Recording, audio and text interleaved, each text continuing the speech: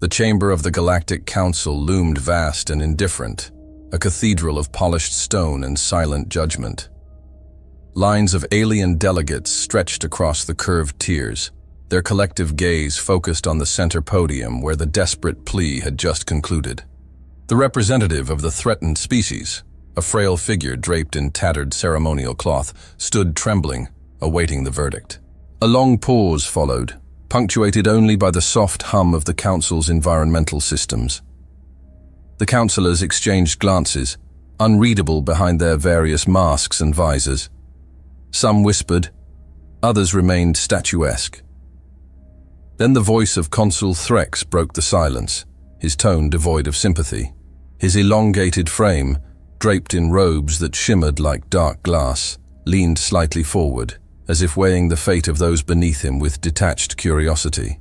This matter falls beyond the Council's jurisdiction. The species in question has no standing within this chamber. A few heads nodded in solemn agreement, as if the extinction of an entire race was nothing more than an administrative inconvenience. Another consular representative, adorned in elaborate metallic robes etched with faint circuitry, leaned forward.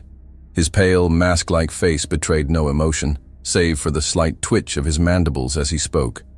If they are unable to defend their borders, then perhaps the sector would benefit from reorganization.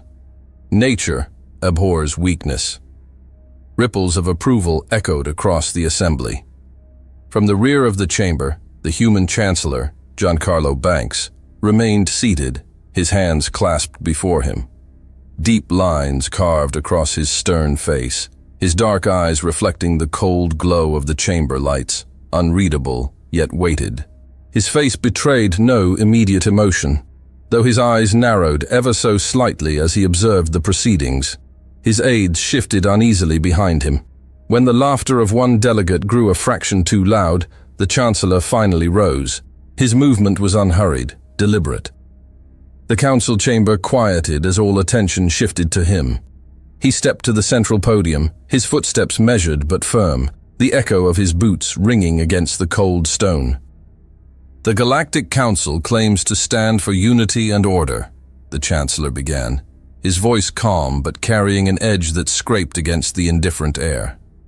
Yet when a race stands at the precipice of annihilation, you offer nothing but indifference and hollow justifications. A murmur spread across the chamber.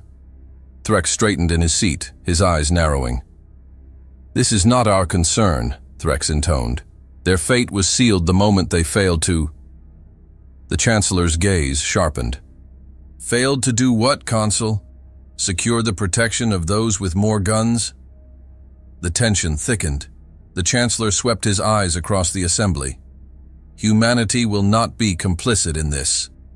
His voice dropped but seemed to grow heavier. "We will not watch another civilization burn while we stand idle, shackled by bureaucracy." A ripple of unease coursed through the chamber. "I cast humanity's vote against this council's decision," the chancellor declared. Several delegates exchanged shocked glances.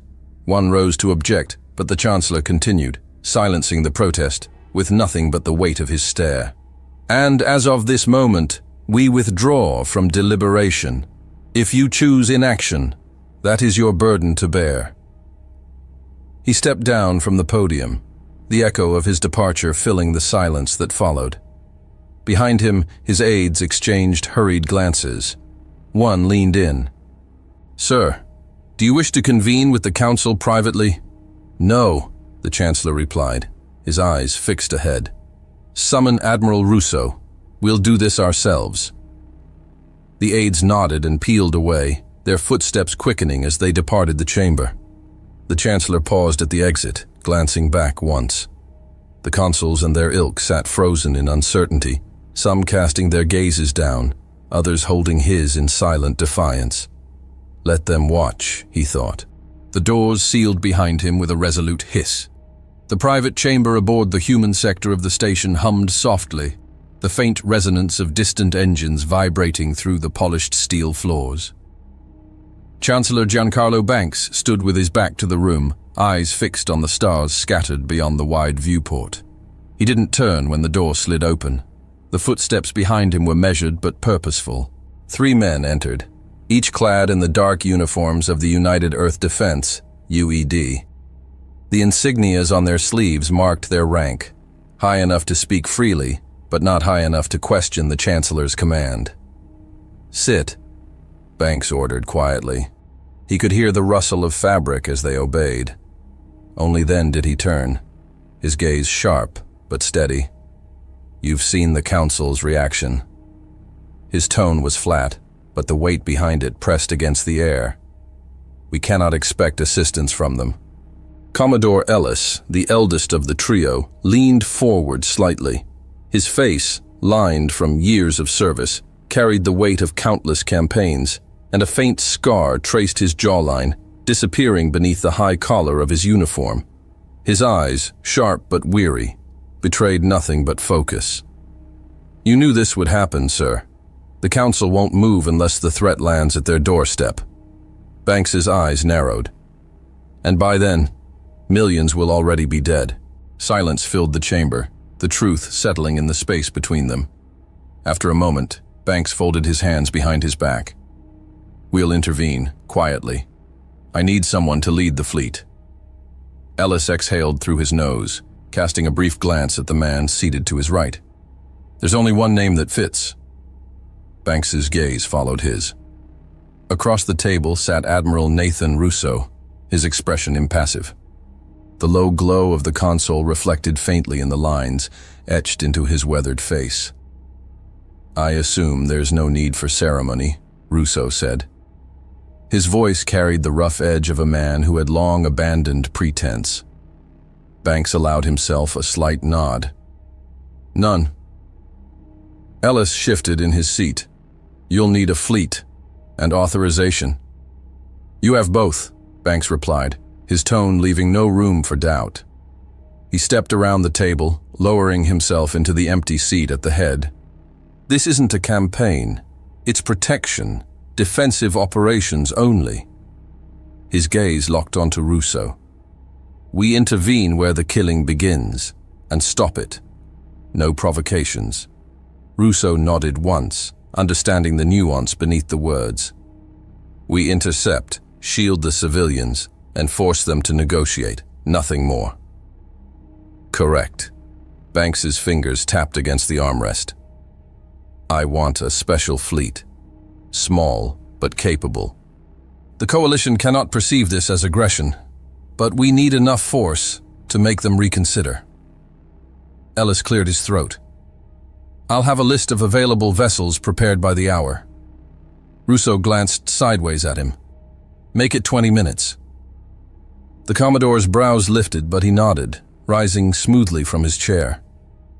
The remaining officer followed, offering a silent salute before both departed, leaving Russo and Banks alone in the dimly lit chamber. For a long while, neither spoke. The stars continued their indifferent watch. Finally, Banks leaned forward, resting his elbows on the table. His gaze softened for a brief moment, as if recalling an unspoken history. "You'll need men who understand restraint, Nathan. I can't have this turning into open war. You've pulled us back from the edge before. Do it again."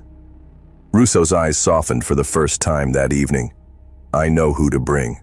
Banks allowed the faintest flicker of trust to pass between them. "Take the UES Bulwark as your flagship. She's stationed in dry dock, but her crew's ready." Russo stood, his chair scraping lightly against the floor. "We'll depart before the Council finishes arguing." Banks exhaled slowly, nodding. "Bring them home, Nathan. I'll bring back whoever I can." Russo left without ceremony. Crew members lined the catwalks in silent observation, their gazes fixed on the departing ships. Many of them had served under Russo before, and though no words were exchanged, their salute was felt in the stillness of the hangar. Even those remaining behind understood. What lay ahead would leave its mark on every soul aboard. Inside the bridge, Russo watched the display screens flicker as nearby ships responded to the fleet's silent departure orders. Around him, the crew operated with precision, navigating the bulwark into open space. The ship was lean but well armed, its hull bearing the faint scars of past engagements, each marking a lesson learned, a price paid. Russo's second-in-command, Commander Holden, approached from the communications terminal. His short-cropped hair and the rigid way he carried himself spoke to years of frontline deployments, a man who treated every order as absolute. "Sir, the other vessels are forming up. 4 corvettes, 2 frigates, and a supply carrier, selected for rapid deployment and adaptability. Will be at full formation within the hour." Russo's eyes remained fixed on the viewport. The stars ahead drifted lazily as the fleet aligned into position. "Good. Maintain silent running until we breach the outer marker." Holden hesitated. "And if they engage before we arrive?" Russo's gaze didn't waver. "Then we break them apart until they stop." Holden gave a curt nod, vanishing into the depths of the ship to relay the orders. Alone once more, Russo folded his hands behind his back, watching as the void swallowed the bulwark whole, carrying humanity's quiet defiance into the dark. The transition from hyperspace was seamless, but the moment the UES bulwark emerged into real space, the bridge fell into a hushed stillness. Admiral Nathan Russo stood at the center of the command deck, arms crossed, eyes narrowing as the forward display unraveled the scene before them. "God help them," Commander Holden muttered under his breath, stepping closer to Russo's side. The sector stretched out in smoldering ruin. The largest colony, once marked by sprawling orbital habitats, was little more than fragmented wreckage drifting lazily above a scorched planet. Fires flickered across the dark surface below, tiny sparks of life clinging desperately in the aftermath of devastation. Flashes of light, far off near the edges of the system, indicated that the massacres were still underway. Amidst the drifting wreckage, civilian vessels listed at odd angles, some with entire sections sheared away, lifeboats still clinging to airlocks, untouched by the mercy they sought. "Scan the nearest debris field," Russo ordered, his voice cutting through the thick silence. "Scanning now," the sensor officer responded. Lines of data crawled across the screen. Radiation spikes, multiple ship signatures. Some civilian, but most are military. Coalition design. Russo's jaw tensed. He took a slow breath, nodding once. "Open a channel. Broadcast on all emergency frequencies." A brief pause followed, filled by the faint hum of the ship's systems. "Channel open, sir." "This is Admiral Nathan Russo of the United Earth Defense Fleet," Russo began, his voice unwavering. "To all coalition forces in this sector, disengage immediately. Humanitarian operations are now underway. Any further aggression against civilian populations will be met with force." Silence answered him. Holden leaned toward him. "They won't listen." Russo's gaze remained fixed on the screen. The bridge crew exchanged nervous glances as the seconds dragged by. "Sir," the comms officer interrupted the quiet. "Intercepted transmission from coalition forces. Audio only." "Play it." Static filled the channel before a gruff voice cut through. "You're wasting your breath, Admiral. These colonies were dead the moment they stood in our way. You can pick through the ashes if you like, but you won't find survivors." Holden shifted, clearly ready to respond, but Russo lifted a hand, silencing him. "This isn't a negotiation," Russo replied evenly. "If you refuse to stand down, we will remove you, one way or another." The line went dead. Holden let out a slow breath. "Orders." "We should hit them hard, Admiral," Holden pressed, his tone sharpening. "A message won't stop them. Not now." Russo's gaze lingered on the distant flashes of destruction. "It's not about stopping them," he replied, voice low. "It's about making sure they don't forget we were here." Russo's eyes narrowed as he watched another flash ripple along the planet's atmosphere, another orbital strike. "Intercept those gunships," Russo ordered. "Target the nearest frigate, focus fire on their engines. Cripple them, but leave the hulls intact.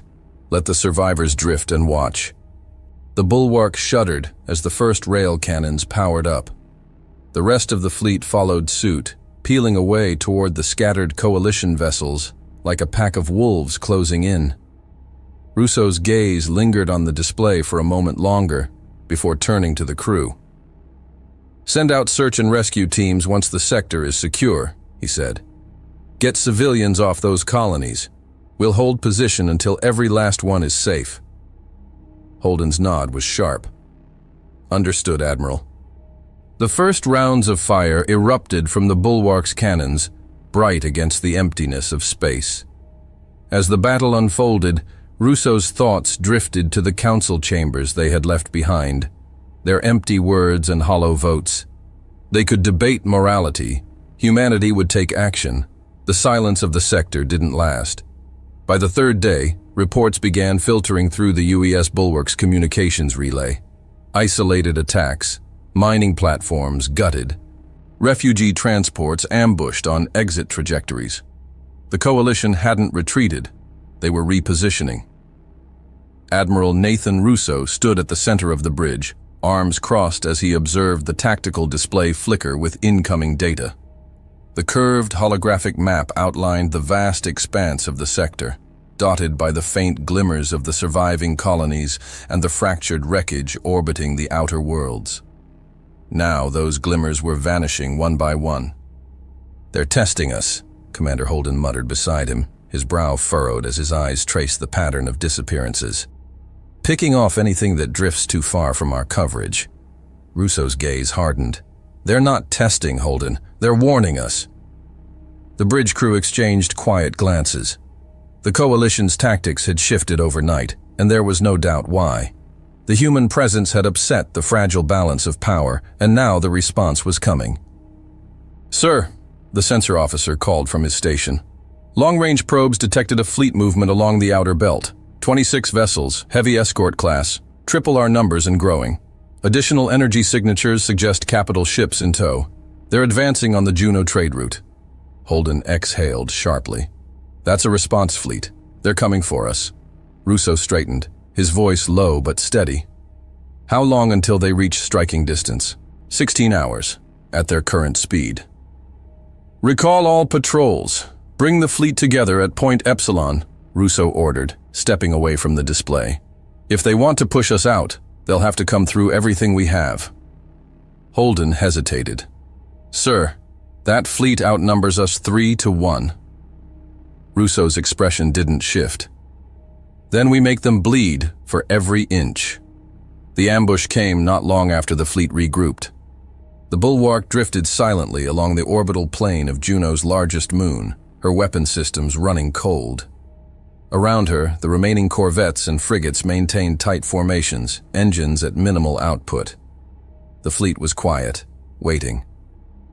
Russo stood on the observation deck, eyes locked on the void beyond. Somewhere out there, coalition ships were closing in. "Sir," Holden's voice filtered through the comm. "Scanners picking up distortions at the edge of the asteroid field. They're moving into formation." Russo nodded. "Hold positions. They'll come to us." The minutes stretched, each one heavier than the last. When the coalition vessels finally emerged, they did so in calculated waves. The lead formation swept forward, flanked by smaller interceptors that drifted like vultures around the larger cruisers. Russo's gaze narrowed. "They're trying to flush us out. Deploy the decoys." Holden relayed the command, and moments later, 3 modified supply freighters detached from the formation, their engine signatures spiking as they drifted into open space. They wouldn't last long, but they didn't need to. The coalition ships adjusted course immediately, their interceptors surging ahead. "Wait for it," Russo murmured, watching the tactical display. The interceptors accelerated, stretching the distance between themselves and the main fleet. "Now. Full burn. All ships, engage on my mark." The bulwark's engines roared to life, her forward cannons illuminating the dark as they spat streams of tungsten at the incoming vessels. The lead interceptor burst apart, shattering into molten fragments that scattered across the formation. The second vessel banked hard to avoid the debris, but not before losing part of its starboard wing in the cascading explosion. Behind it, coalition frigates scattered, scrambling to recalibrate under the unexpected assault. The fleet followed. Corvettes weaved between coalition frigates, delivering precision strikes to engines and weapon bays. Frigates unleashed broadsides, battering shields until they flickered and collapsed. Russo's eyes never left the display. Target their support ships, cripple the logistics. Holden's voice cut in. Sir, incoming transmission. Coalition command ship. Russo's lip curled faintly. Patch it through. Static filled the channel before a gravelly voice broke through. Your interference jeopardizes the stability of this sector, Admiral. Withdraw, and we will spare your remaining ships. Russo stepped closer to the comm panel. We're not here to negotiate terms with butchers. Pull your forces back, or we'll burn every warship you send. Silence. Then the channel cut. Holden exhaled. They're doubling down. Russo's expression didn't shift. Good. So are we. The battle stretched through the night cycle. Coalition reinforcements arrived, but so did more UED vessels. Silent, surgical strikes dismantled supply chains. Raider outposts burned in sudden bursts of fire that lit the cold edges of the sector. By the fifth day, the coalition began to fracture. Ships deserted, peeling away from the conflict without firing a shot. Those who remained fought harder, but the cracks were spreading. On the bridge of the bulwark, Holden stood by Russo's side, watching as another coalition cruiser drifted dark, its engines gutted by torpedo fire. They're breaking, Holden said quietly. Russo nodded, but not enough. Russo's grip on the console tightened. Letting up now would only delay the inevitable. He had seen enough sectors abandoned to know hesitation was just another form of surrender. He stepped forward, his gaze heavy as he addressed the crew. We keep the pressure on. This isn't over until they have nothing left to fight for. Holden's shoulders sagged slightly, but he said nothing. The crew around them moved with mechanical efficiency. No cheers, no relief. They understood. This wasn't victory. Not yet. The stars outside continued to burn, cold and indifferent to the war unraveling beneath them. The darkness of the asteroid field stretched endlessly before the fleet, a graveyard of shattered stations and drifting debris. Hidden among the crags of fractured rock, the UES Bulwark and her escort frigates lay in wait, their engines running cold to avoid detection. Admiral Nathan Russo stood at the edge of the bridge, arms clasped behind his back, watching the tactical map flicker with faint signatures from the coalition patrols. Surveillance probe returning, Commander Holden reported, his voice hushed, as if speaking louder would betray their position. It pinged a signal from one of their command vessels. Encrypted channel, tight frequency. Russo's eyes narrowed. Patch it through. I want to hear it. Holden relayed the order, and within moments, the transmission crackled to life across the bridge speakers. The audio was grainy, but the voices carried a weight that transcended the distortion. Wasting resources. The planets are scorched, and the asteroid belts are stripped bare. The speaker paused, his voice tinged with frustration. You promised plunder, not vengeance, but this is nothing but slaughter. Another voice, colder and harder, replied. Those colonies defied us. Their suffering is the message. Russo exchanged a glance with Holden, his expression hardening. The resources were never there, the first voice growled. You knew that from the start. This was personal. Silence followed.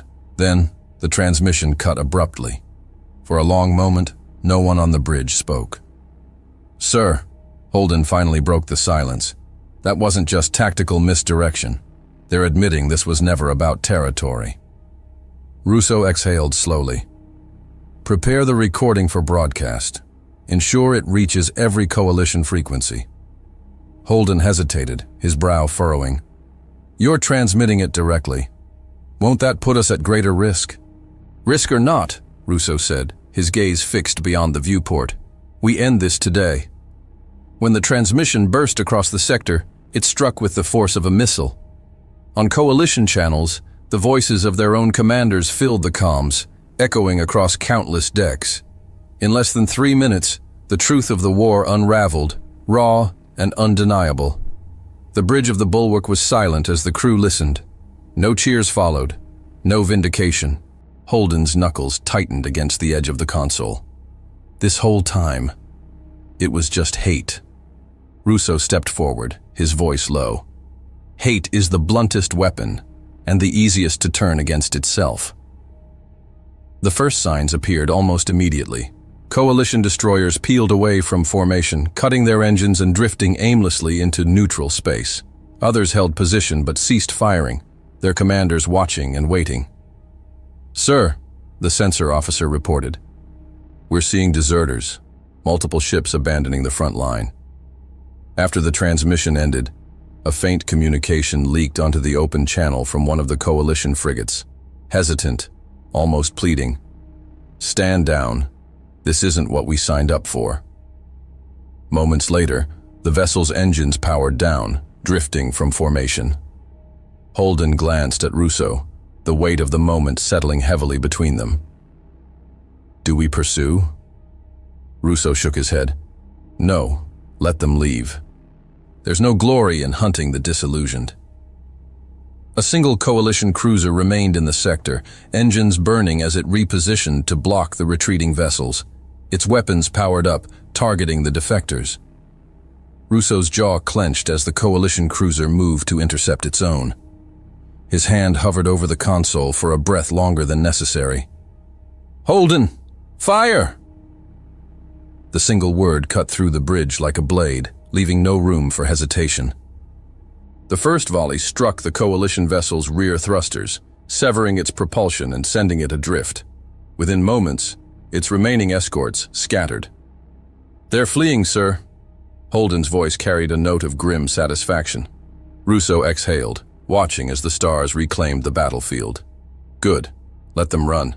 We've done enough here." He stepped back, the weight of command heavier than ever, but for the first time, he felt the tide shifting. Not from superiority of arms, but from the simplest weapon humanity had ever wielded: the truth. The aftermath of the transmission lingered in the silence of the bridge. The stars beyond the viewport shimmered indifferently, but the tension in the air was palpable. Admiral Nathan Russo stood with his hands clasped behind his back, eyes fixed on the tactical display as new data filtered in. "Sir," Commander Holden's voice broke the stillness. "We're tracking multiple coalition vessels altering course. 3 heavy cruisers and 2 frigates are withdrawing from the front lines. No indication they're regrouping." Russo's gaze remained steady. "They're done fighting." Holden exhaled quietly. "It's spreading, Admiral. We're picking up more signals. Smaller factions are peeling away. One of their support ships just signaled emergency retreat coordinates." "They're not our concern," Russo replied, though his tone softened slightly. "Let them run." The display flickered as ships disappeared from the grid, but not all of them. A dense cluster of hostile signatures held position beyond the asteroid field. Those that remained burned brighter, forming into tighter formations. Holden studied the tactical readout, frowning. "Some are holding. Reinforcements from the core systems are pushing forward." Russo's lips pressed into a thin line. Fanatics. The coalition wasn't shattering as cleanly as he had hoped. Some commanders, either driven by hatred or fear of showing weakness, weren't retreating. If anything, they were advancing. "Send a general broadcast," Russo ordered, "to all ships that have disengaged or are considering withdrawal." Holden nodded, activating the comms. "Channel open, Admiral." Russo took a breath, stepping closer to the communications panel. His voice, calm but unyielding, resonated across open channels. "To those who have chosen to leave this war behind, stay the course. We do not seek further conflict. If you cannot stand with us, stand aside. Let this end here." He signaled Holden to cut the feed. "They'll listen," Russo said quietly, though he wasn't certain if the reassurance was meant for Holden or himself. The response came hours later, not in words, but in actions. One by one, civilian convoys began appearing along the outer markers of the sector, gliding through previously contested corridors unchallenged. Coalition escorts, battered and weary, flanked them without firing a shot. "Sir, we're receiving unmarked cargo signatures inbound," Holden reported. No identification, but they match coalition supply vessels. They're on approach vectors. Russo raised an eyebrow.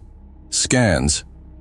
Humanitarian supplies, medical gear, rations, and construction materials. Russo nodded slowly. Silent reparations. They're trying to save face. Holden smirked. I'll take what I can get. Despite the small victories, the coalition's core forces remained entrenched, and their formation around the primary colony worlds only solidified. They're not breaking formation, Holden noted grimly. They won't, Russo replied. Not all of them. The third day after the broadcast brought the first open defection. A light cruiser, the Cravon's Edge, severed communications with the coalition flagship and crossed into human-controlled space without provocation. Its commander, a weathered veteran named Harlan Voss, transmitted a brief message before docking with the UES Bulwark. They're bleeding out, Admiral, Voss said during the closed-door debriefing. His eyes carried the weight of countless battles. Their leadership won't admit it, but the coalition is crumbling. They'll double down, but not everyone will follow. Russo regarded him carefully. And why did you?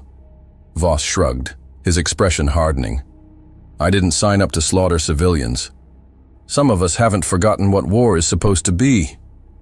The defection sparked more cracks in the coalition's armor.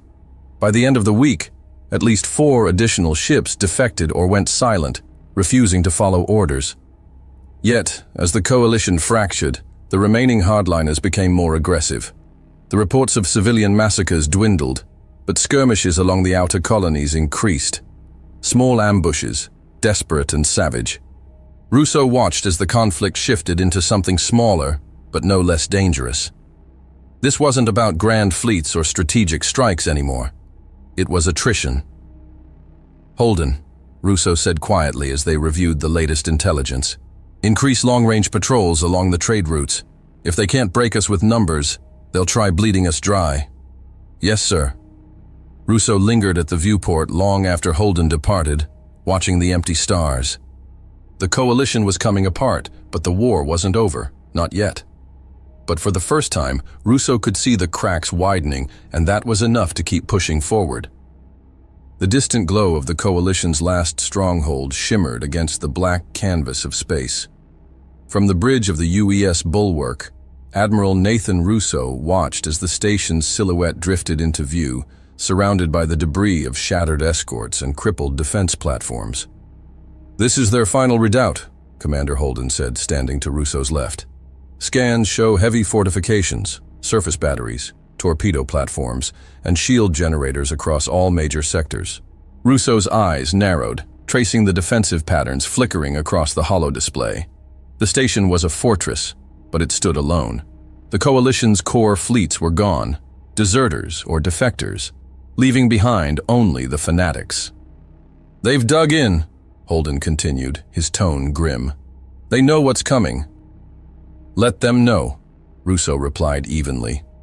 Deploy the fleet to appear scattered but ready to tighten. Leave a narrow gap. Let them think they can break out. When they come, we'll close it behind them. The bridge crew moved with precision, issuing silent commands through flickering control panels. The bulwark drifted forward, leading a wedge of Allied ships, frigates, corvettes, and defected coalition cruisers now bearing UED transponders. They maneuvered in formation, forming a noose around the isolated station. By the time the station's defense grid came fully online, the trap had already closed. Coalition station broadcasting, the comms officer reported. Encrypted signal, but no demands. It's static. Background encryption scrambling. Holden arched an eyebrow. They're not asking for help? They know no one's coming, Russo replied. He stepped forward, folding his arms behind his back. Patch me through to their command deck.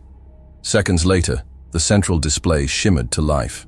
The distorted visage of Commander Draxil filled the screen, framed by flickering control lights behind him. His face bore the weight of exhaustion, but his eyes burned with defiance. This is Admiral Nathan Russo of the United Earth Defense Fleet, Russo began, his voice calm but deliberate.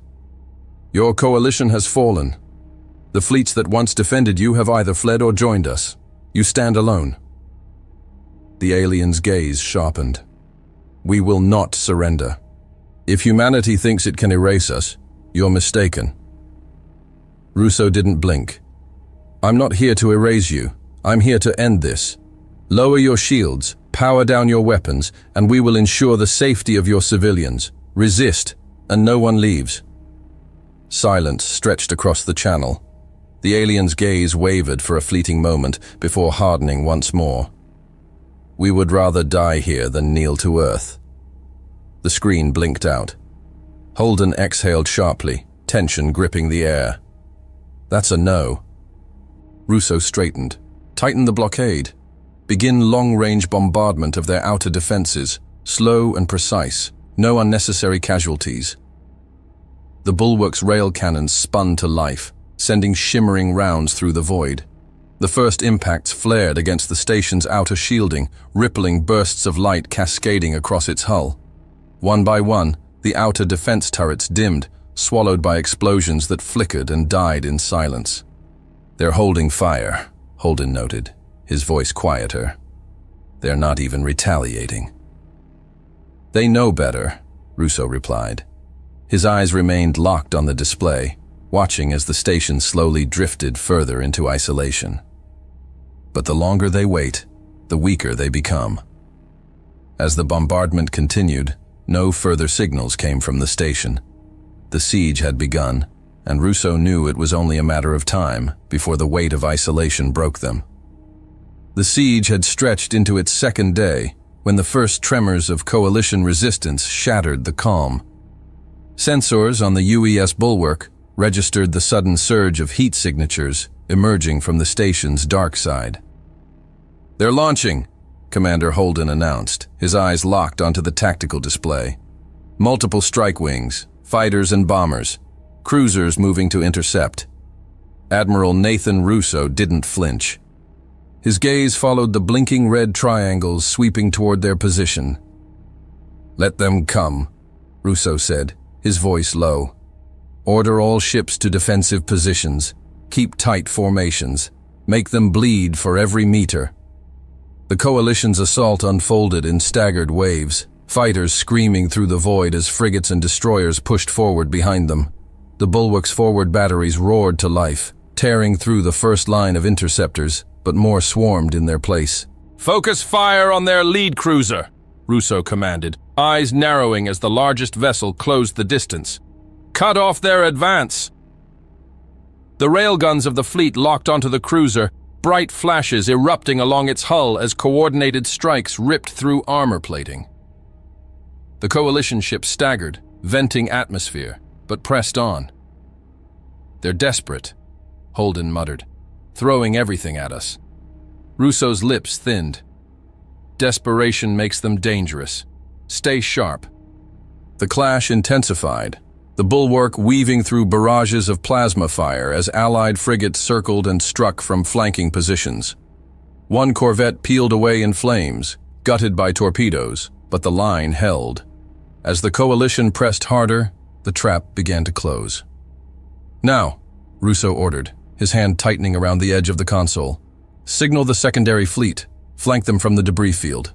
Holden relayed the order, and moments later, additional UED vessels emerged from behind the wreckage that littered the sector. Coalition forces, overextended and exposed, found themselves encircled. Cut off their retreat. Force them toward the station, Russo said, eyes fixed on the dwindling gaps in their formation. We finish this here. The coordinated counterattack pushed the coalition's surviving vessels back toward their fortress. Russo stepped forward as the station filled the view screen. Commander, prepare strike teams, Russo said. We're boarding that station. Holden blinked. Sir, their defenses, they're fractured, Russo interrupted. We hit their reactor and end this. The boarding teams launched under the cover of sustained bombardment. As Russo had anticipated, the coalition's defenses crumbled under pressure. Automated turrets flickered and died as the strike teams breached the outer hull. Inside the station, the corridors burned with flickering emergency lights as Russo's forces advanced. The Rita chamber loomed ahead, but resistance thickened the closer they drew to the core. "Push through," Russo ordered, his voice cold over comms. "They won't hold." His prediction proved true. The defenders faltered as the humans advanced relentlessly. Within minutes, Russo's men stood before the reactor control terminal. "Detonate the failsafes," Russo commanded. "Detonation set," Holden confirmed, a note of grim satisfaction in his voice. Russo watched the countdown flicker across the console. He didn't look away as the reactor pulsed, as if giving the station one final breath. "We did what we had to," he thought. But the ache in his chest lingered. This was victory, but it had come at a cost none of them would forget. As the strike teams evacuated, the station trembled. A deep rumble shook the void as the reactor overloaded, igniting the structure from within. The Coalition's final bastion erupted in a silent burst of fire and light. From the bridge of the bulwark, Russo watched as debris scattered into the blackness. The last Coalition warships broke formation, fleeing into hyperspace. "Let them go," Russo said softly. Holden exhaled. "It's over." But Russo didn't respond. His eyes remained fixed on the smoldering wreckage, the weight of every decision heavy in his chest. There were no cheers on the bridge, only silence. The conference chamber aboard the UES bulwark was cold and unadorned. A long table stretched across its center, flanked by sparse chairs that remained half-empty. A handful of Coalition representatives filed in slowly, their expressions drawn and distant. Scars from the last battle were evident even here, uniforms frayed, exhaustion hanging over them like a cloak. Admiral Nathan Russo stood at the head of the table, hands resting lightly against the cold surface. His eyes tracked each delegate as they took their seats, noting the hesitation in their movements. There was no defiance left, only the hollow remnants of leadership worn thin by defeat. Commander Holden entered last, sealing the chamber doors behind him. He took his place at Russo's right, quietly unfolding a data pad to record the proceedings.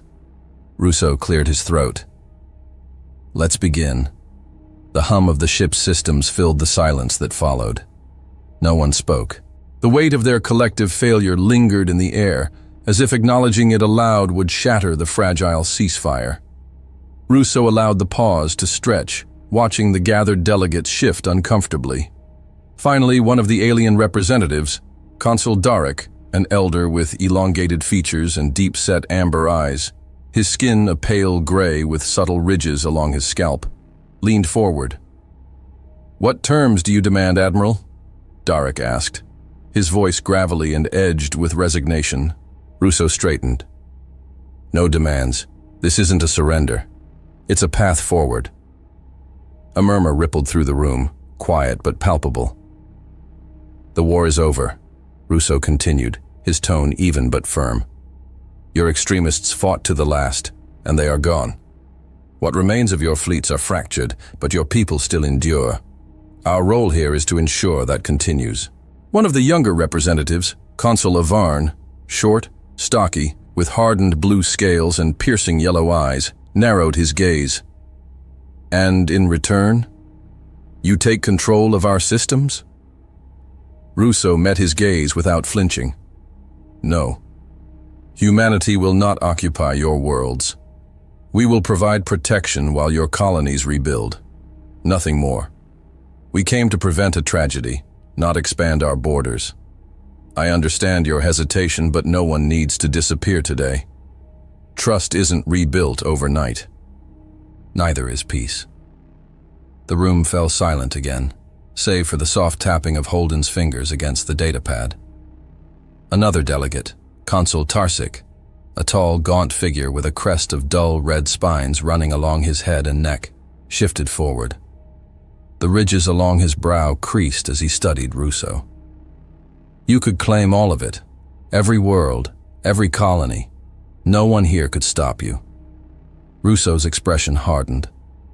"That's not why we're here." Holden finally spoke, his voice quieter, but cutting through the tension. "You've seen enough war, so have we.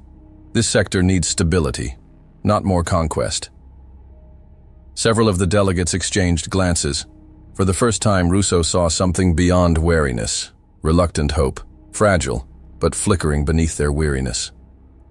"We'll draft the formal terms for reconstruction," Russo continued, his voice calm but resolute. "Humanitarian aid will arrive within the week. Patrol fleets will remain until your own defenses are re-established. After that, the sector governs itself." Darek folded his hands before him, nodding slowly. "It will take time." Russo inclined his head. "Time is something we can afford to give." No celebration followed, no cheers or handshakes. One by one, the delegates stood and exited the chamber, their footsteps heavy as they disappeared into the corridors beyond. One of them paused at the door, casting a final glance over his shoulder at Russo before vanishing into the corridor. When the last of them had gone, Holden powered down the data pad. He glanced at Russo. It felt quiet. Russo exhaled, the weight of command settling over him once more. "Victory doesn't always need to be loud, Holden. Sometimes, silence is the only thing that fits." Holden nodded and left the chamber without another word. Alone, Russo remained at the head of the table, his gaze fixed on the empty chairs. The war had ended, but the echoes of its consequences would stretch far beyond the battlefield. One final duty remained. The Council would need to hear what had been done and what had been spared. The Galactic Council chamber was as imposing as Nathan Russo remembered. Towering columns framed the circular hall, and faint beams of light filtered down from the high ceiling, illuminating the polished stone floor. Rows of elevated seats, occupied by representatives from countless worlds, formed a half-circle around the central podium.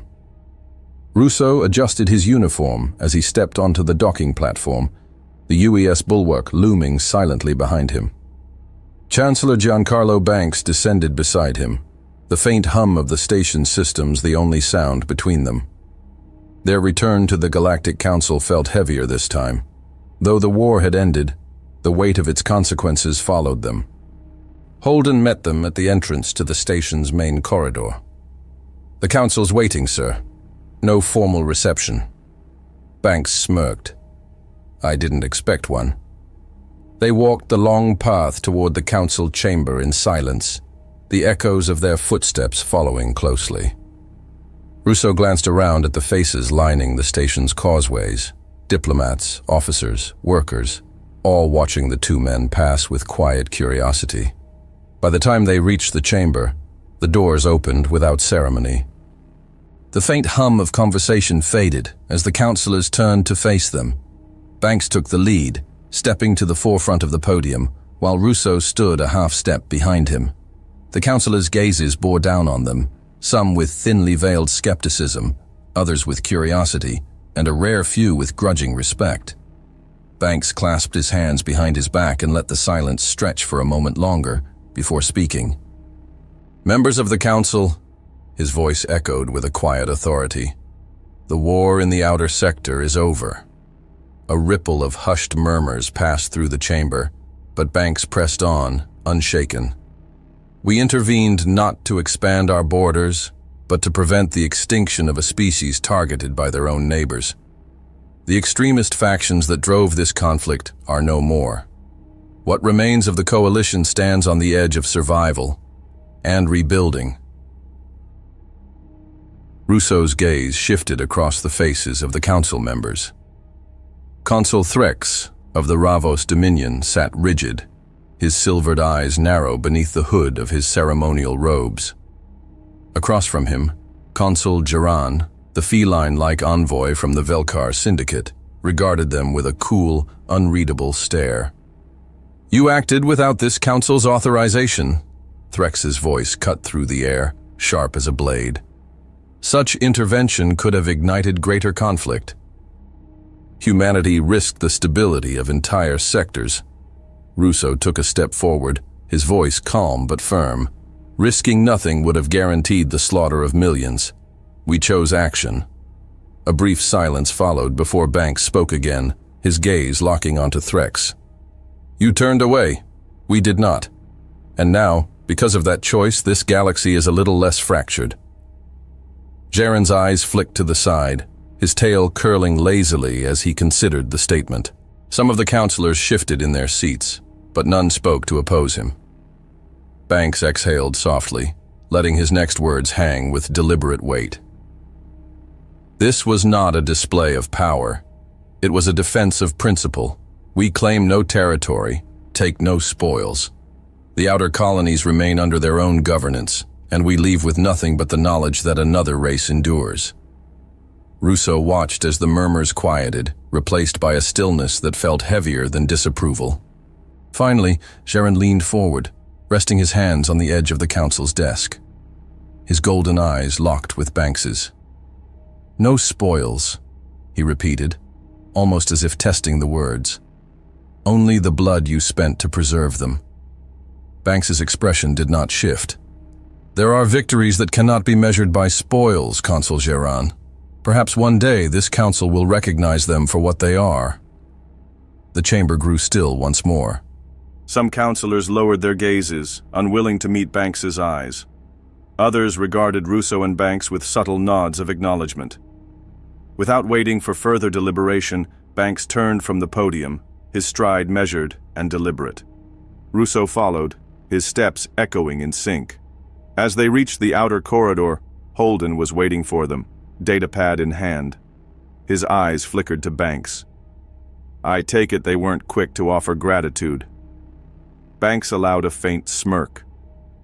"I didn't ask for it." Russo glanced over his shoulder, catching a final glimpse of the silent chamber. "They know the truth. That's enough."